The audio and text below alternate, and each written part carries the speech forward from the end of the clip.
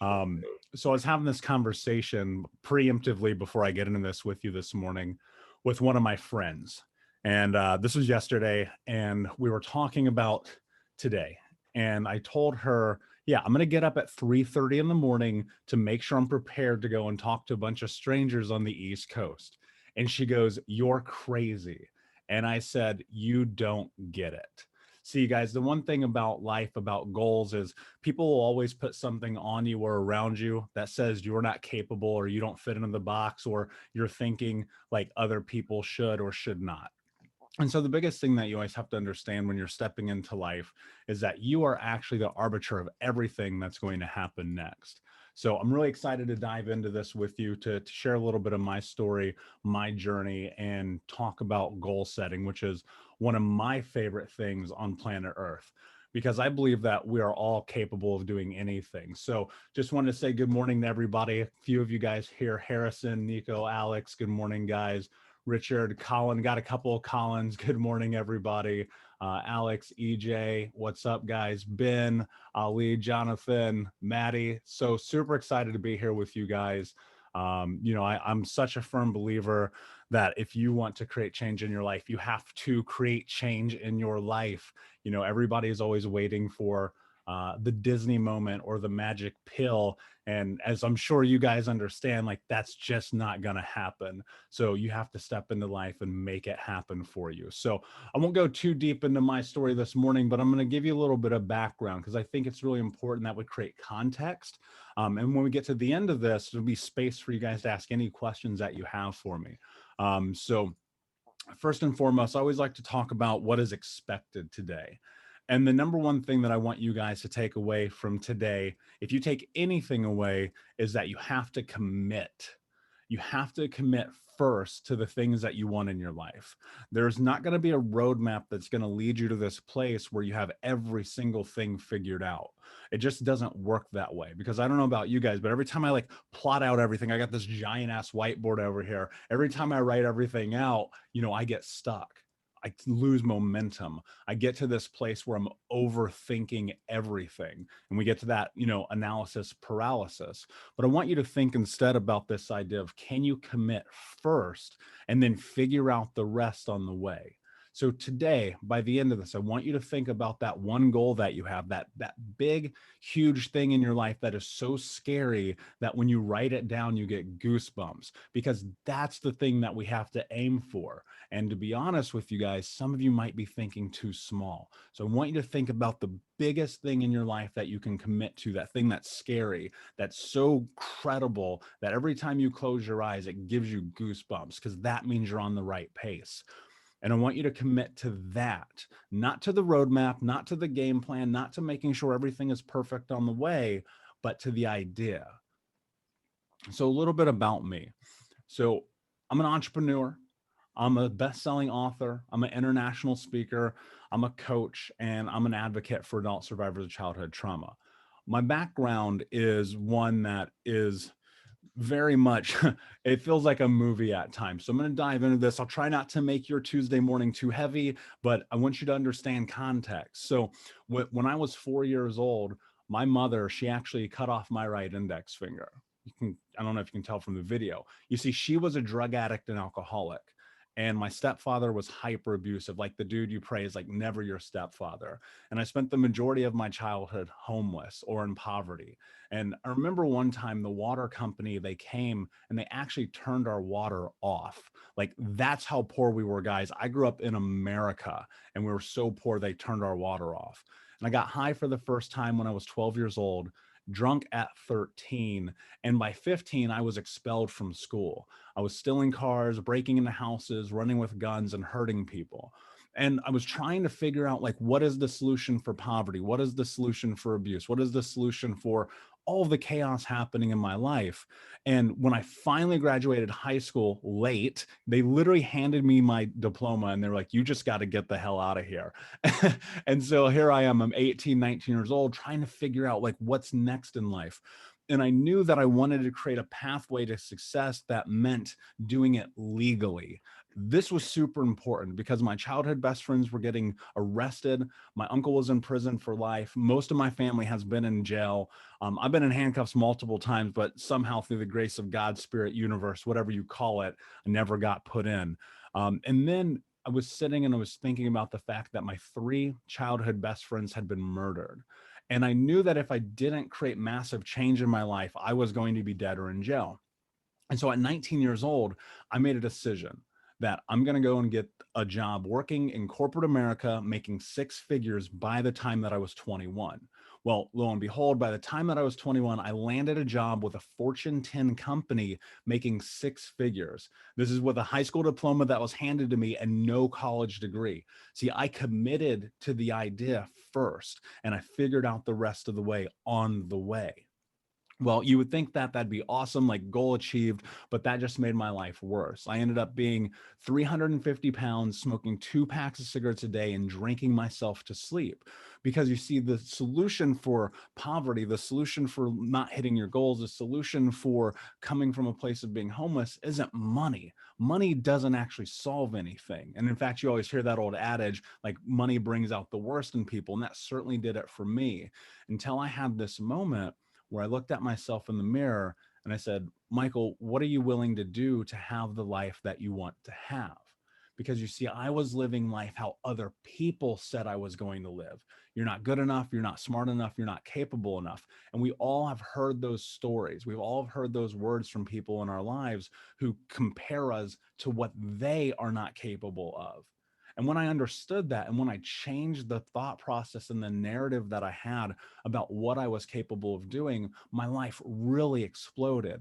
And that's why 12 years later, I'm sitting here talking to you guys at 4:21 in the morning, trying to figure out how we create massive change in our life to reach our goals and ultimately become the hero of our own story. Now, a little bit of quick background on my work life. This is a shit ton to read. I don't expect you to read it all, but I started my first real job at 8 years old selling Boy Scout popcorn door to door, where you could go and knock on doors when you were a little kid. Those were the first times I was really hitting goals, because they'd be like, oh, you guys want to go camping? Well, guess what? You got to go and sell this much stuff. And so there was always like an objective, right? It's really interesting to be a Boy Scout in the hood. And by the time I was 10, I was literally stealing candy to survive. Like, I was going to the corner store around the corner. There's a place called Big Lots. I don't know if they have them on the East Coast, but they have them in the Midwest. And I would steal candy and I'd go sell it in the neighborhood and at school. And we're talking about 100% profit margins, guys. I know you guys are in business, is really important.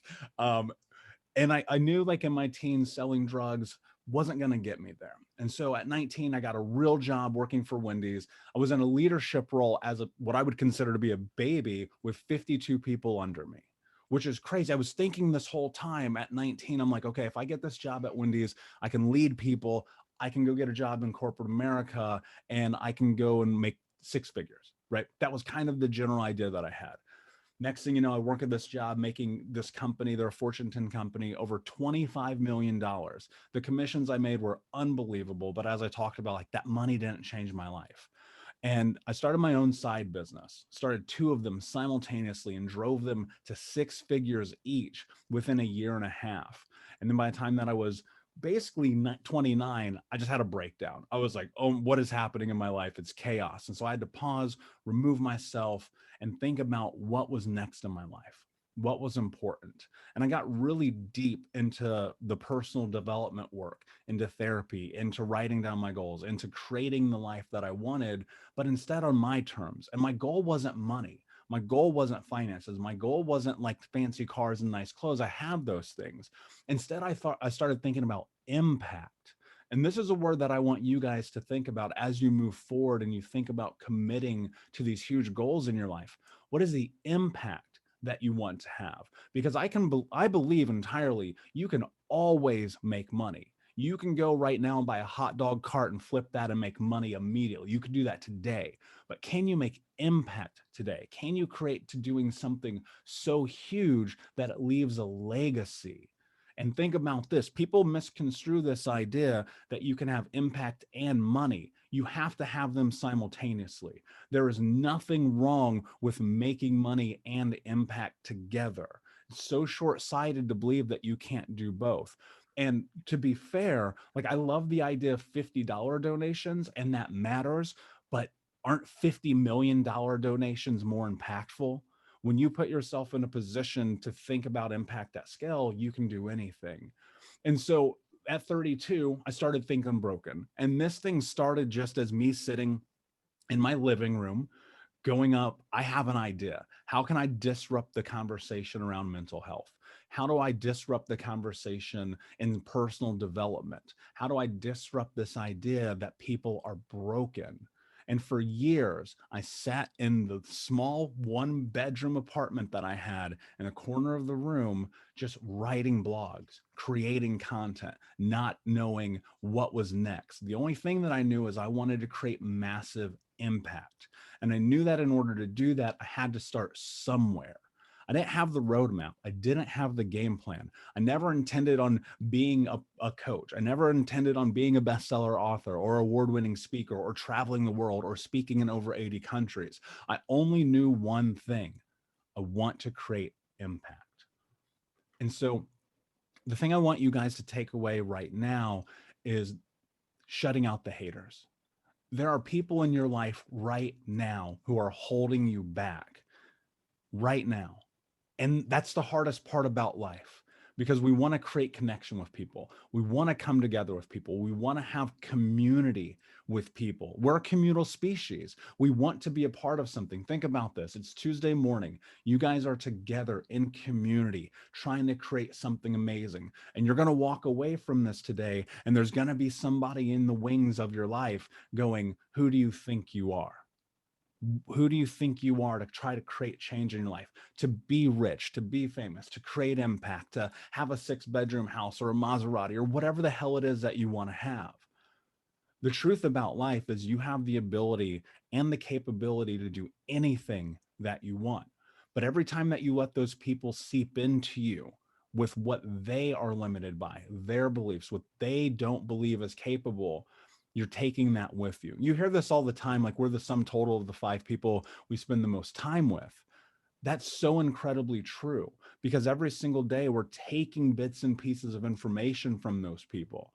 And the truth is, guys, and this is going to be a hard truth to hear, for some of you, it's your husband or your girlfriend or your brother or your sister or a coworker. It might be your boss. Hell, it might be you. You have to understand something. You can't let people dictate what's next in your life, because if you do, you'll never reach your goals.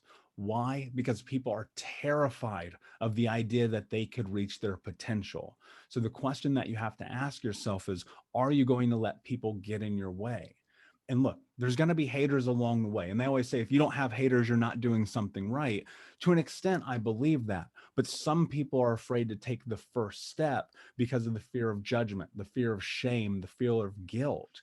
And it's understandable. This stuff has been ingrained and embedded in us since we were kids. Think about it. Your teacher, when you were like 4 years old, told you don't color the moon purple and don't make the house green. And you started thinking limited.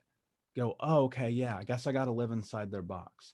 I got to live inside of what they tell me I'm capable of doing. And then that's reinforced maybe in your home, maybe in your community, maybe by your friends, maybe on the football team or the cheerleading squad, or maybe even in the realty industry, right? The truth about it is, let people say what they have to say, but have unwavering belief in what you believe is possible. And I want you to think about how you think massive in life. When I'm talking about massive, like your goals, even though it's 3:30 and 4:30 in the morning over here, I sat down, I wrote down my goals. I don't know if you guys will be able to see this, but this morning I wrote down, I will help 250 million people before the day I die. My goal at the end of the day is to end generational trauma in our lifetime and to empower people to be the hero of their own story. When I started this, though, the goal was, can I write a blog? Can I help 25 people? Can I help 250 people? Can I write a book? Can I start a podcast? And all of these little small incremental things. And then I started thinking about, well, if I can help 25 people, why can't I help 250 million? And why can't I create impact at a way that creates a scale of change that ends something that impacts the world of so many people around the planet? And when I started thinking massive, I shifted my focus. That's the same way I worked for some major Fortune 500 brands like Coca-Cola, United Healthcare, and unbelievable number of small businesses in branding and marketing and social strategy. Because I just started with the idea that I could. And I kept thinking bigger and bigger and bigger. Even right now, your goal might be too small. And I want to challenge you guys to think about the idea that you could 10x or even 100x that goal into something so big that you're actually creating legacy. What I'm always thinking about is on the day that I die, will the work that I do today live longer than me? Can I plant seeds? Can I grow trees? Can I create forests that outlive me? Because that's how you create massive change in your life. And it's not monetary. You can chase money all day, and I think many of us have, and eventually you kind of run out of steam with that. But when you're chasing impact and you're saying, I'm going to sell so much real estate that I'm going to be able to pay for all the school lunches of all the kids in the inner city for the next 10 years, like that's massive. I'm going to be able to afford my mom's surgery. I'm going to be able to go on that trip and rescue a child who's in sex trafficking. I'm going to be able to do these huge things. Like that's massive. Like money always plays a role. Like don't get it twisted, because it's the structure for the society that we live in worldwide. Money is an exchange everywhere that you go. But more importantly than that is what you do now and what happens in your future. Now, you have to be obsessed with this. And when I talk about obsessed, and this is where people get lost on this. And so I want to be very clear, because I want to give you something that you're going to take away with you today. Being obsessed is not a bad thing. Think about it. I started this conversation telling you about the conversation that I had yesterday with my friend. She goes, "You're crazy. You're getting up at 3:30 in the morning to go talk to a bunch of strangers on the East Coast." Yep. Why? Because I'm obsessed with the idea that we can create massive impact together. I'm obsessed with the idea that through my words and this presentation today and this community, we can help you be the hero of your own story in whatever capacity that means. And because of that, expansion happens. And by proxy, you impact your community, you impact your neighborhood, you impact your world. And we start to create change together. So when I'm thinking about obsessed and you hear these words, I'm gonna raise my hand. You guys raise your hand if anyone's ever called you a workaholic. Right there. Yeah, exactly. That's fucking nonsense, man. That's nonsense. Being a workaholic when you are trying to create change is not a bad thing, as long as you're not sacrificing the people around you, as long as you're not sacrificing yourself. I don't think there's anything wrong with working 60, 70, 80 hours a week when you're driven for something big. That's power. That's how you start to make momentum. That's how you start to create a change in your life. And so when people tell you you're workaholic or you're this or you're that, again, you got to wave that off, because the goal has to be bigger than the naysayers, right? So if you're a workaholic, just make sure this is what I always tell people. I'm not a workaholic, because when I want a day off, I'm taking a day off, like no questions asked. But you have to ask when you're in this process, because a lot of people will take time off without have actually done anything in that day, right? That procrastination that we all have. So I always ask myself, am I taking care of myself, or am I taking it easy on myself? Because there are two different things. And if you want to reach your goals in life, you're going to have to ask that question, and you're going to have to get really concise on the answer. And in this journey, I want you to think about celebrating micro wins. Like even today, you guys are here this morning. That's a micro win. Celebrate that. Good job. I showed up on time. You closed a deal. Good job. I handled business. You did the thing that you said that you were going to do. Like there is nothing wrong with giving yourself accolades and admiration. And in fact, I would argue that we're probably not doing it enough. And so every single day you have the opportunity when because I know you guys are writing down goals. I know you guys are writing them down every day. I know you guys are doing big things, but as you move towards that, as you check something off the list, as you scratch something off that list, can you celebrate a micro win and just congratulate yourself? build yourself up to this place where you go, you know what? I did a good job today. I took care of myself today. I took care of my family, my neighborhood, my community, my city, my world today. I did a good job. Because celebrating micro wins is so important, because not very often do we get to build our self-esteem by having a reflection of the things that we've done. We're always looking for these huge macro victories where we've done these incredibly daunting tasks, which those are to be celebrated, don't get me wrong. But on the journey, can you celebrate the little things? Like every single day, ask yourself, am I celebrating the little wins? Am I building myself up as I walk down this path so that I can have the strength and fortitude, and more importantly, the resilience, so that when I face huge adversity, which you guys know you will, as much as I know that the sun will rise this morning, because it has not risen yet here on the West Coast, I know that we will face adversity. And when you have built yourself up with a series of micro wins, you now have more resilience to be able to handle when that adversity comes. Instead of shutting down, instead of retreating, instead of falling back, you can leverage the things that you have done to say, you know what? I can handle what's in front of me right now. I feel like I have the fortitude to step forward. And through doing that, one of the things that starts to happen is you start to trust your gut more. You start to trust your intuition more. And this is really important, because intuition is everything. Intuition is everything in decision making. I want you guys to write this down, because this is so incredibly important. Intuition is everything in decision making. But coming back to what I talked about with the making the house when you're a little kid, when you're little, you follow your intuition and you color the moon purple, and you try to do that thing that feels right for you. And you do that as a teenager, and you do that in college, and you do that in your first job, until the world keeps raining down on you that you're doing it wrong, or you're not doing it the way that they're supposed to. And we stop following our gut. When you follow your gut and when you follow your intuition, you're never wrong.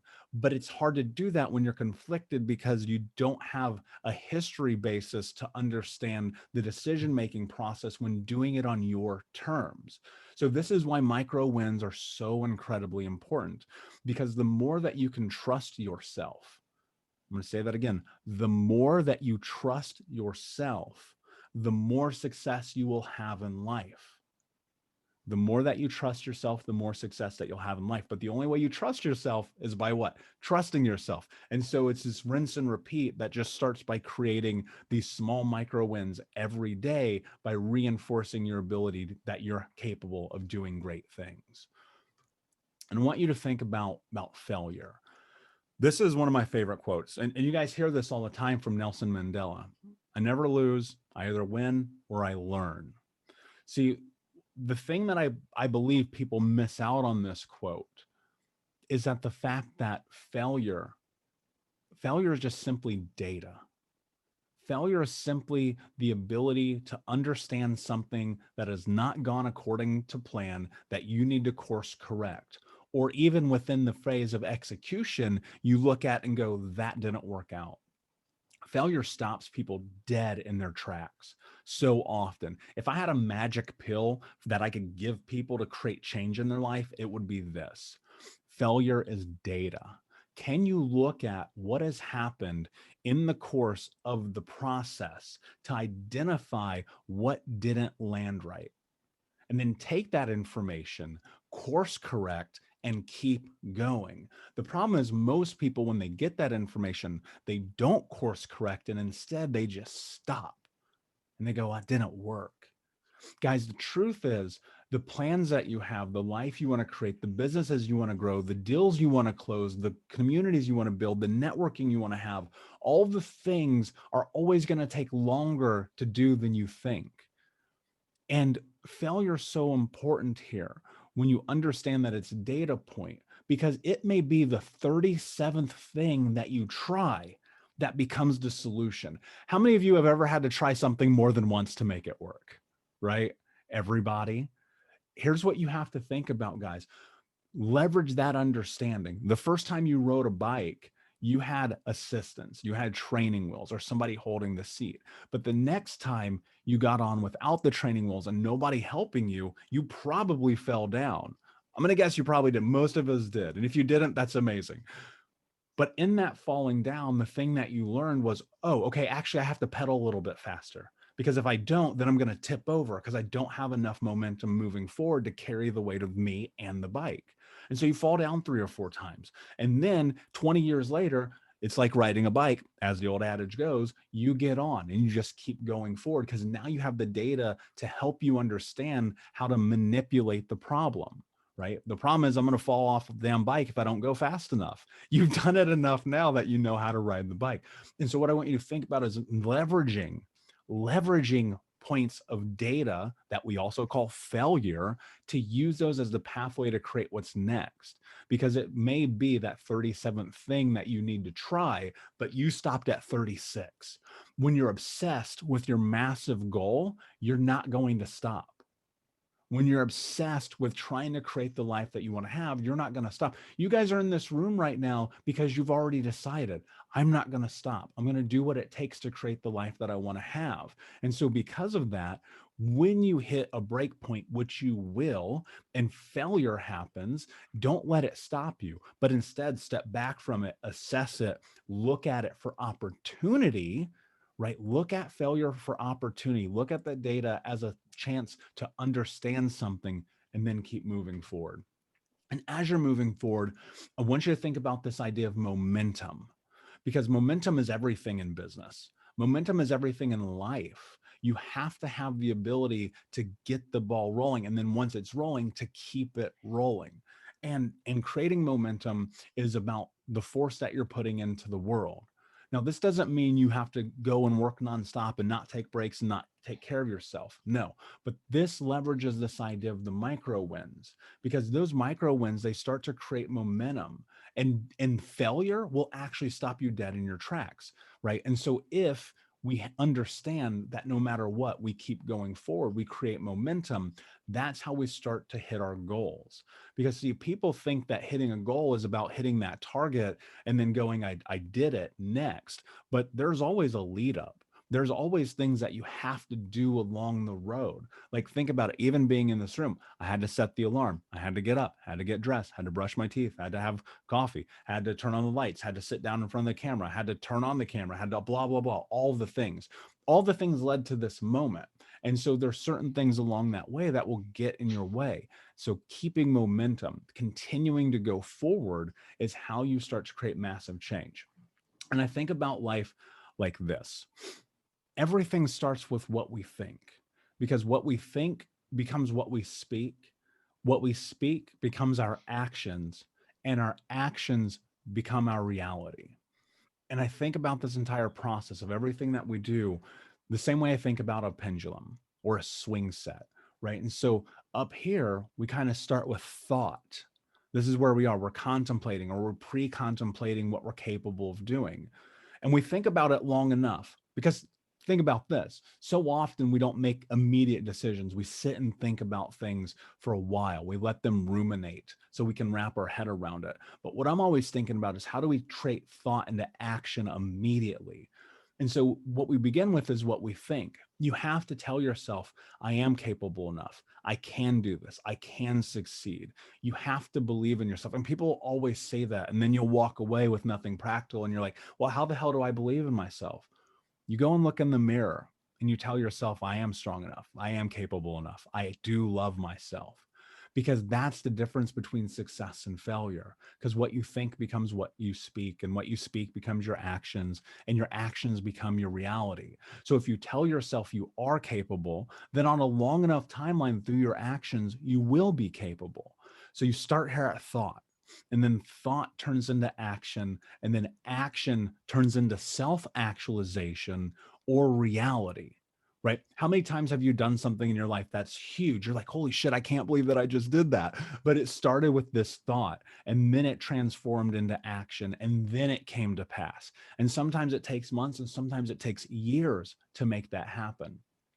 And then I think about this idea right after momentum, about when you're in scale, when you're growing, when this pendulum is swinging and you kind of get to the apex here on this side of self-actualization or reality. Suddenly you're looking at your life and your life is like amazing. You're like, oh, wow, I started doing all the things. It's really starting to work out, but I still feel like there's more.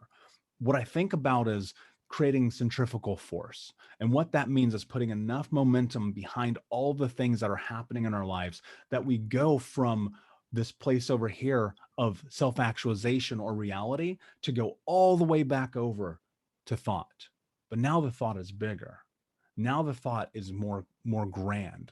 Now the thought is scary, right? Because we're reinforcing the ability that we have to create these things by going through effectively this loop time and time and time again, where every single day I'm thinking about is going through this loop with centrifugal force. Because if I can take a thought, put action behind it, and make it come my life, then I can keep doing that again and again and again. But it gets bigger and bigger and bigger and bigger every single time that we do it. And the way that it gets bigger is by reinforcing everything that we're talking about, being obsessed, celebrating the micro wins, looking at failure as data and creating momentum. Because what I'm always thinking about is, and this is kind of my nerdy side, but I'm always thinking about escape velocity. If I were on a spaceship, how much speed would I have to exit the atmosphere to go to another planet? And that's what I want you guys to think about. Can you create so much impact and change in your own life that you're like on another planet, that you look back down here at this life 6 months from now, 12 months from now, 2 years from now, and you go, man, I'm so glad I stopped thinking so small and I started shooting for the next universe. And in that, the biggest thing is thinking about mindset. People talk about mindset all day long. They talk about the habits, they talk about controlling your schedule, they talk about data and becoming a learner. And I talk about that stuff too. Why? Because it matters. And I believe that mindset is 99% of business. Like, I think mindset is everything. When I work with Fortune 500 companies, when I work with entrepreneurs, when I work with small business owners, the first thing that I always ask them is, how do you feel about yourself? How do you feel about yourself?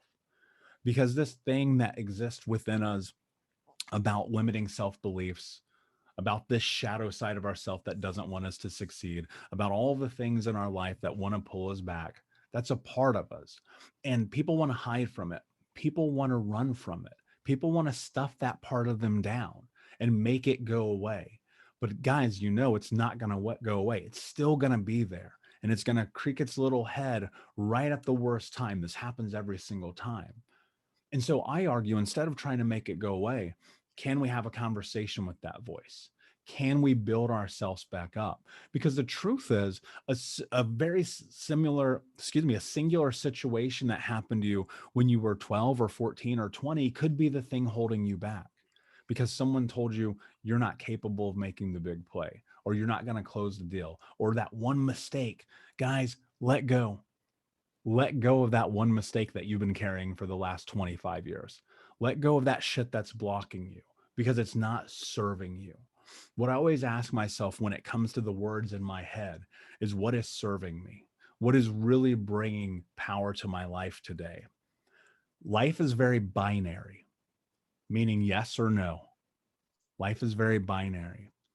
And there's space for gray area. I will never argue that. But for the majority of life, there isn't. And particularly, there is not in the way that you talk to yourself. And the way that you talk to yourself is everything. Very binary, yes or no. And the first thing that I want you to think about in the way that you talk to yourself is this. It's the catalyst, it's the precedent, it's the everything. Some of you guys are saying shit to yourself right now that would get you punched in the face or arrested. I want you to think about that. I know it's funny. I know it's like this thing we can laugh at, but I really want you to think about this. You're saying shit to yourself right now that would get you punched in the face or arrested. And you're wondering why you're not reaching your goals. And you're wondering why you're not succeeding. And you're wondering why life isn't going to the next level. Everything starts with the way we talk to ourselves. And I want you guys to write this down. It's very simple. This is a catalyst for everything that's next for you. This is the most, like, honestly, this is the most important thing that I can give you. All this other bullshit doesn't matter. Setting goals, creating goals. You guys got the worksheet I did, all that stuff. The number one thing, and I want you to write this down, is I am the kind of person who is kind to myself. That might be hard for some of you to write. That might be hard to even think about, but I am the kind of person that is kind to myself. You have to eliminate that anger that you have for yourself. You have to eliminate the frustration that you have with yourself. You have to eliminate this idea that every time you make a mistake, you call yourself stupid or dumb or worse. That's not serving you. That is not a micro win. That is not momentum. That is not centrifugal force. That is a barrier. Because what you think becomes what you speak becomes your action, and your action become your reality. So be kind to yourself, because it matters. And it's not just something I say for the sake of saying it. I've seen it play and take shape in my own life that has led me to incredible things, to winning huge stages, to having conversations like this today, to having a #1 best-selling book, to writing on, to speaking on 80 countries around the world. It started because I put myself in a position to say, I will be kind to myself today. The world already doesn't want you to succeed. The world is already against you. We already know that there are people hating on you. So why are you going to hate on yourself? And I know that's difficult. And I know that's the hardest part of this whole journey, because I went through it myself. But that's something I want you to take into consideration. Can you be kind today? Can you be kind today to you? And I want you to think about this. And I love that you guys are in this room right now, because having coaches matter, having community matters. I've been fortunate enough to have mentors by some of the greatest entrepreneurs on planet Earth. But when I first started, none of these people would give me access to them. And so I want you to think about how you always can put yourself in a position to be successful, whether it's through a book or through a podcast or through mentorship or through whatever. I've had the benefit of working with Tom Billion, Brandon Dawson, and Gary Vaynerchuk, and Stormy Wellington, and Grant Cardone, and Anthony Trucks, right? But I'm just a kid from the hood. I was this homeless little boy from the hood that no one ever expected to do anything. And I'll tell you this, I'm not special. And I don't know anything that you guys don't know. It's just that I'm obsessed with creating the life that I want to have. So guys, that's what I wanted to share with you this morning. I hope you took a ton of value from it. I know we're going to have a little space for some Q&A here. I might have went a little longer than we had initially intended, so that's my bad. I get long-winded sometimes, but I want to use this time to answer and dive into any questions that you have. If you want to find out more from me, you can check out thinkunbrokenbusiness.com, and I'm on all the social medias as Michael Unbroken. So thank you guys for this opportunity. I'm really excited to chat with you here. Thank you, Michael. Let's open it up to questions from the group. That was incredible. I really appreciate that. Yeah, thank you, my friend. I appreciate being here with you guys this morning. Hey, Michael, I have a question. This is EJ Schneider. I'm a real estate attorney in Boston. EJ, what's up, brother? Good morning. Good morning to you. Thanks for getting up extra early. So how do you think about, so we spend a lot of time on micro wins. We had read a book a couple of years ago as a group called Atomic Habits, and it talked about aggregated marginal improvement, and I think something like that. And basically, you know, compounding wins, right? A bunch of small wins adds up to, you know, hopefully the end goal. And even if you're short of the end goal, it's still a win, you know, kind of because of the journey and the process. So how do you balance that versus think massive? Because one thing that we do try to focus on is not putting down, you know, a goal that's, you know, like I want to make X amount of money this year. Well, like, and that may not be massive to you, but I guess my point is we try to focus on the small wins along the way and the habits that get us there. And I think we spend a little less time about thinking massive.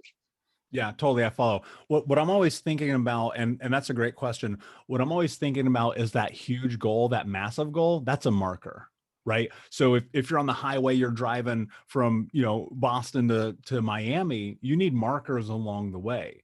And I look at those as the micro wins, and that big goal, like that's the destination ultimately, right? So I look at mine and I go, all right, I want to end generational trauma and impact the world to this place where everyone can become the hero of their own story. Like that's the destination. The markers, the micro wins along the way. These are conversations like this morning, EJ. So I'm always focused on the overarching, call it theme of my life and what I'm trying to achieve, while moving towards that with momentum every single day. So it's not that the only thing I'm focused on is that thing up there. That's not what I mean by be obsessed. What I mean by that is do all the things to achieve that, right? So whatever that thing is that you're obsessed with, like that becomes that basically becomes the destination. That's your end goal in Google Maps.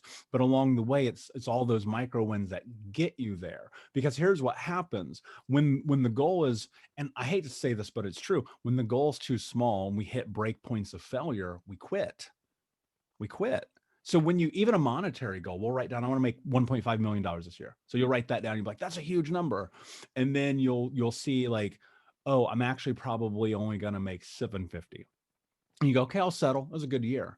Whereas I go, actually, I'm going to make the goal 500 million, and then I'm going to be okay if I make 1.5, right? So I measure those markers just bigger, because then as I'm moving forward and I hit those break points of failure, I don't reduce the goal, right? Because people will always want to reduce the goal, and they'll be like, well, we'll sit down as a team, we'll come together as a board, we'll go, numbers are off. We're not bringing in the revenue we thought we were going to bring. We're not closing the deals we thought we were going to close. COVID happened, blah, blah, blah. And you're like, no, it's okay. We'll lower it. We'll lower it.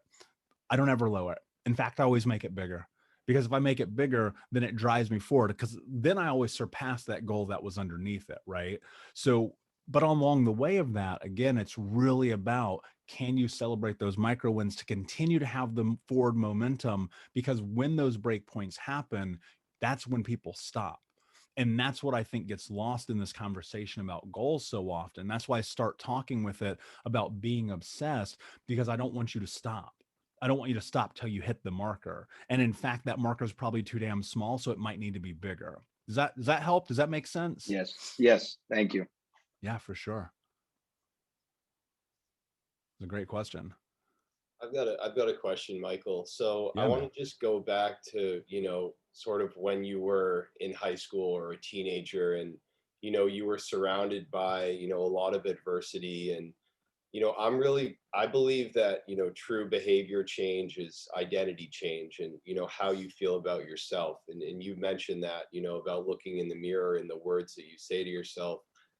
How as a teenager, surrounded by all of that adversity, were you able to shift your identity? And like, where did that start, and how did you do that? Yeah, I'm incredibly stubborn.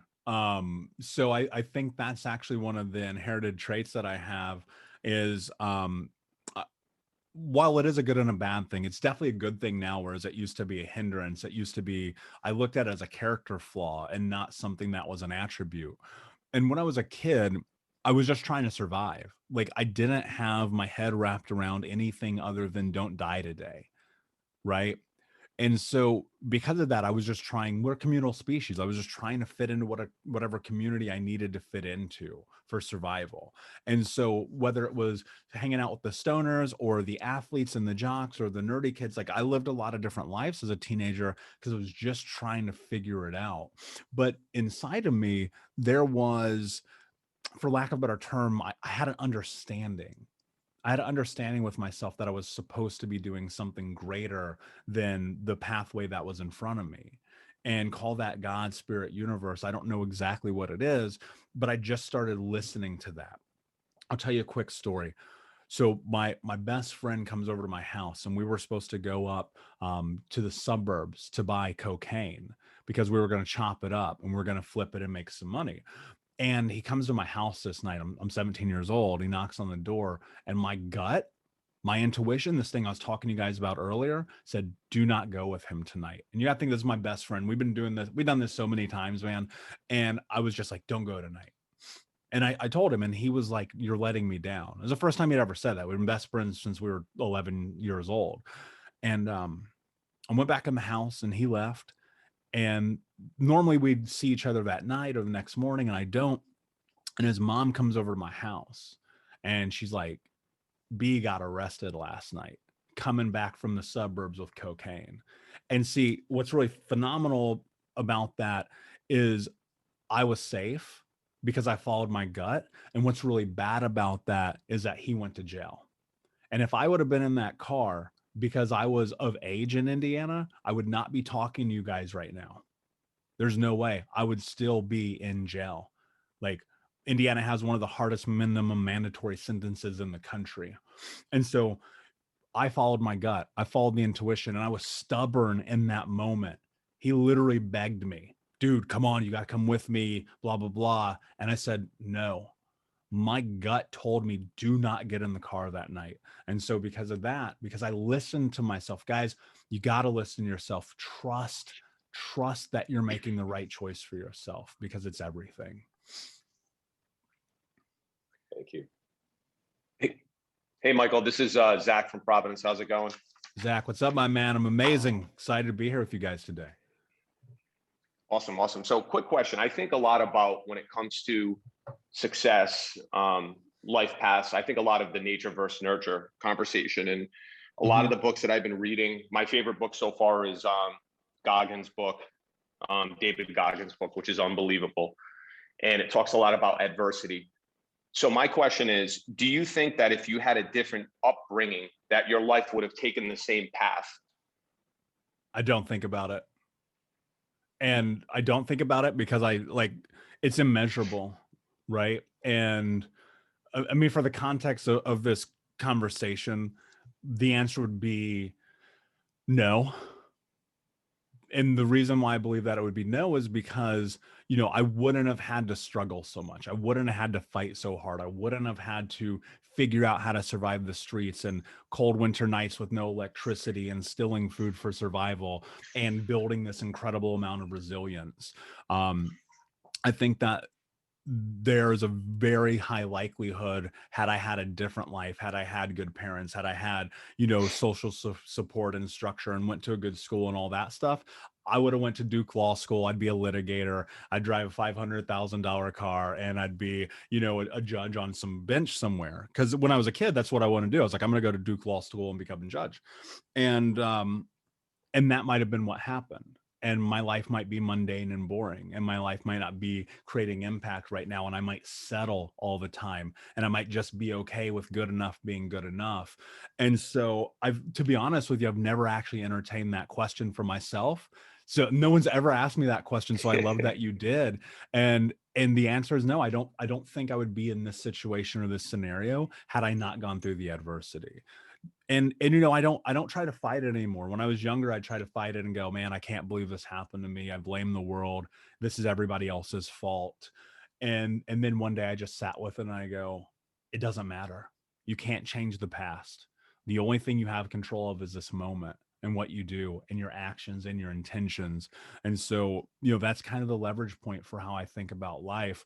I mean, if I sat, and I love your question, because I think so many people I love this. So many people sit and they dwell on it. And they go, well, if my mom would have done this, or my dad would have done that, or my teacher would have said this, or the football coach would have put me in the game out of one state coach, right? That whole thing. It doesn't matter. It doesn't matter because we don't get to change the past. We don't have time machines. We can't go back and make things different. Dude, I can't change 5 seconds ago, right? And people are obsessed with what could have been. I'm only obsessed with what can be. So I hope that answers your question. Absolutely. Thanks. Yeah, man, for sure. Michael, hi. Alex here from Boston. Thanks so much for sharing your story. It's very impactful. It's coming from that amount of adversity, getting to where you are is very impressive. I especially like measuring the impact. I focus on that myself. I do a lot of philanthropic work. But my question to you revolves around work-life balance. So you mentioned, nothing wrong with being a workaholic. I mean, I've seen that take a really bad turn with family and friends. People who are several times divorced, people whose children don't talk to them, they've got a bunch of money, but they're all alone, right? Yep. What do you do to create work-life balance? What is it that gives you the signal that, hey, I got to take a day off? I heard you mention it, but are there specific markers that you look for? And do you have, self-care routine, stuff like that? Yeah, Alex, great question, man. And thanks for being here this morning. So I think people often get caught up in this workaholism because they're not operating from a place of their values. And so without operating from a place of values and without having intention, this is a very, very important word, intention about the way that you're showing up in your day-to-day life, then you will let everything else go by the wayside. And I have a very strict rule in my life. I don't sacrifice the people in my life for anything. And I have a word that I use called, it's important. And I give people this word and I say, if it is important, if this matters to you, if this thing is happening, I will be there no matter what, period. Now it cannot be abused and it's only for a select few. But when they use that word, I will, if somebody in my circle texts me right now, Michael, it's important, I need you, I would hang up on this call so fast it'd blow your mind. I wouldn't even think twice about it. I would get on a plane, I would go to wherever they were, I'd cancel my day, I'd reschedule everything because it was important. And so that's where people miss out the opportunity on is communication. But that all funnels through my value system, right? My value system says I'm honest and kind and a leader and self-actualize. And so my intention in everything that I do is creating this change, but I'm not going to sacrifice myself and I'm not going to sacrifice my people. The other part of your question was, what are the markers for knowing, do I need self-care? I just listen to myself. I just ask myself, this comes to what I said earlier, am I taking it easy on myself or I'm taking care of myself? Dude, because I am the biggest fucking procrastinator you will ever meet in your life. I would much rather right now be playing video games and chilling than doing anything else on planet Earth. But how does that serve me? What is the intent behind that? How does that create change in my life? And so, it's really easy to get caught up in that place of, and especially in personal development right now, everyone is like, no, it's fine. Take care of yourself. Yes, take care of yourself, but ask yourself, am I taking care of myself or am I taking it easy on myself? Because these are two very, very, very different things. And when you get honest with yourself, you'll know the truth of that answer, because it's, procrastination is right there. It's waiting for you at all times. It's just waiting for you to go, I'm going to take it easy today. I had a hard day yesterday. I walked around the block, I'm exhausted. And I go, okay, do I need the day off? And if I do, I'm going to take it. And if I'm just being a procrastinator, I'm going to say, get your ass in gear and get to work. So I think you just got to really get clear about that. And then the last part of your question was my habits. I'm very habit driven. I'm very, very, very type A. And so every day starts the same. I wake up, I stretch, I drink water, I meditate, I write in this journal, I sit down and write, type on my computer because I'm a writer. I'm a writer first, so I'm always writing. I go to the gym, get a workout in, and then I get into my day. And then throughout the course of the day, at some point, I intermittent fast, so I don't eat until noon. I eat the same thing literally every day. And then by 7 o'clock, 8 o'clock at night, I just kind of play the evening by ear, because depending on what's going on, I'll just kind of transition to my evening. So healthy food, lots of water, try to keep the alcohol low, work out every day, take your vitamins. It's basically the Hulk Hogan lifestyle, man. So I hope that helps. Awesome. Well, thank you, Michael. If does anybody have one more question before we break? I know we're usually pretty good on time, so I don't want to keep Michael for too much longer. But anyone have anything else? I'll jump in really quick. So a lot of this group, we're kind of natural leaders, developing more leadership, developing more of that presence. How have you become more comfortable with the spotlight being on you? That's a great question, man. I love that. Nobody's actually ever asked me that before, Andrew. So a big part of it came because I was in leadership very young. I mean, having 52 people under me at 18 years old, that's a lot of pressure. And I made every mistake that you could possibly make as a kid being in that position. And then here's the thing that happened along this journey. I've hired and led over 500 people in my various careers. Think Unbroken has a team of 8 people right now. My e-commerce business has 32. My other business has almost 10. Even right now, I still have 50 people under me. And I'm on these stages. I'm talking all the time. I'm on podcasts. I'm doing all these things all the time. The thing that I've discovered that has been the leverage point in my leadership is that this isn't about me. None of this is about Michael. And that's become really practical for me because it forces me to understand that I'm actually only a catalyst in this. I'll give you a perfect example. So in April, Grant Cardone, if you guys are familiar, which I'm sure you are because you're in real estate, Grant Cardone actually invested $10,000 into Think Unbroken. And I had to do a public speaking in front of 10,000 people in a competition to win that money. And if I would have made that about Michael, I don't think I would have won. And I'm sorry I'm talking about myself in the third person, but I'm trying to make a point here. When I got on stage, before I walked, before there was 10,000 people and Grant Cardone and Brandon Dawson and Pete Vargas and all these guys in front of me who are heavy hitters, like that moment, like literally created momentum that has changed my life in this incredible way just in 4 months. And as I was getting ready to step on stage, I had to remind myself, this isn't about me. And I said the name Dom, David, Tyler, and Tierra. Those are my siblings. Those are the people who grew up in that house with me. Those are the people that ultimately I do this for. And I thought about all of my clients, and I thought about all the people who have bought my book, and I thought about all the people who listen to the podcast, and I thought about all the people who were to come. And I removed myself from, for lack of a better term, the ego of it all. And I said, this isn't about me. I'm here to be of service. And so when you leverage this idea and understanding, and it's got to be true for you, I'm not telling you to make it up if it doesn't make sense. But when you leverage this understanding that you are simply a catalyst and that as a leader, it is your job to just push things forward, to not take the credit, but to always take the heat, right? Which is a part of leadership. Then stepping out in front in public, I mean, to me, I just go, it's not about me.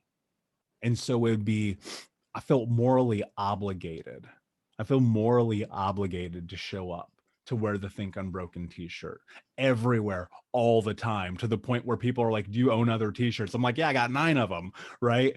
And that's because it's about the mission. That's because it's about empowering people to create massive change in their life, because it's about empowering people to end generational trauma. Because my goal is not about me. I could go and make money. I could go work only in the corporate sector and I'd make $500,000 a year working for any company with my experience.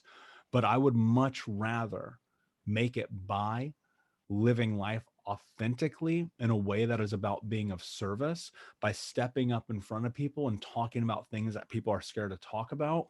Because at the end of the day, if a little kid doesn't have to go through what I went through, it's worth all of it. And so that's what I think about anytime that I step into the arena. It's just not about me, Andrew. Awesome. Well, Michael, thank you so much for coming on this morning. There was so many good nuggets in there, and we're all so grateful to have you on. So thanks again. If you guys want to reach out to Michael, what's the best way to do that, Michael? Yeah, you guys can check me out at thinkunbrokenbusiness.com.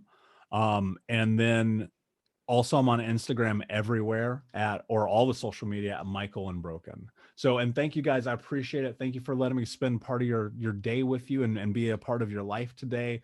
It matters to me. I want to see people be successful. I want to see people win. I want to see people go big so we can create these massive lives. And be unbroken, my friends. I'll see you soon. Thank you. Thanks, Michael.